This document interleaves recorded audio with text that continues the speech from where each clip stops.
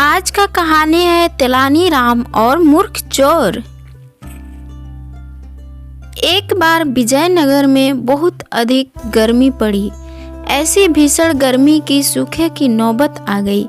नदियों और तालाबों का जल स्तर घट गया। तेलानी राम के घर के पीछे भी एक बड़ा बाग था जो सूखता जा रहा था। उसके बाग के बीच में एक कुआं था, मगर उसका पानी इतना नीचे चला गया था कि 2 बाल्टी जल खींचना भी बेहद मुश्किल लग रहा था। तेलानी राम को बाग की चिंता सताने लगी।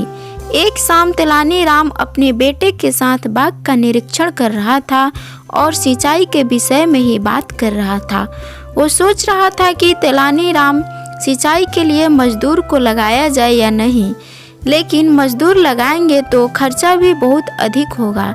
इतने में ही उसकी नज़र 3-4 व्यक्तियों पर पड़ी जो सड़क के दूसरे पार एक वृक्ष के नीचे खड़े उनके मकान की ओर देख रहे थे और फिर एक दूसरे से संकेत व इशारों में कुछ बात कर रहे थे। तेलानी राम को समझते देर नहीं लगी कि ये सेंधमार हैं और चोरी करने के इरादे से ही उनके मकान का मुआयना कर रहे हैं। तेलानी राम के मस्तिष्क में बाग की सिंचाई की एक युक्ति आ गई।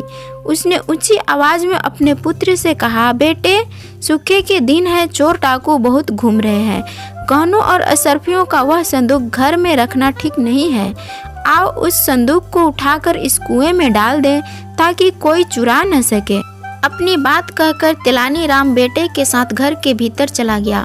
मन ही मन वह कह रहा था, आज इन चोरों को ढंग का कुछ काम करने का मौका मिलेगा, अपने बाग की सिंचाई भी हो जाएगी। बाप बेटे ने मिलकर एक संदूक में कंकड़ पत्थर भरे और उसे उठाकर कुएं में फेंक दिया। तेलानी राम फिर ऊंचे स्वर में बोला, अब हमारा धन सुरक्षित है। उधर घर के पिछवाड़े खड़े चोर मन ही मन मुस्कुराए।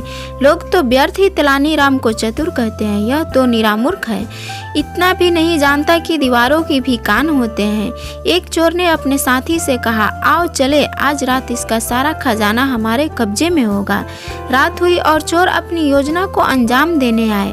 वे बाल्टी भर भर कर कुएं के पानी निकालते और धरती पर उड़ेल देते। उधर तेलानी राम और उसका पुत्र पानी को क्यारियों की ओर करने के लिए खुरपी से नालियां बनाने लगे। उन्हें पानी निकालते निकालते सुबह 4 बज गए। तब कहीं जाकर संदूक का एक कोना दिखाई दिया। बस फिर क्या था, उन्होंने कांटा डालकर संदूक बाहर खींचा और जल्दी से उसे खोला तो यह देखकर हक्के बक्के रह गए कि उसमें पत्थर भरे थे। अब तो चोर सिर से पैर रखकर भागे। मूर्ख तो बन ही चुके हैं, अब कहीं पकड़े न जाएं। दूसरे दिन जब तेलानी राम ने यह बात महाराज को बताई तो वे खूब हंसे और बोले, कभी भी ऐसा भी होता है कि मेहनत तो कोई और करता है और फल कोई और ही खाता है। Thanks for watching.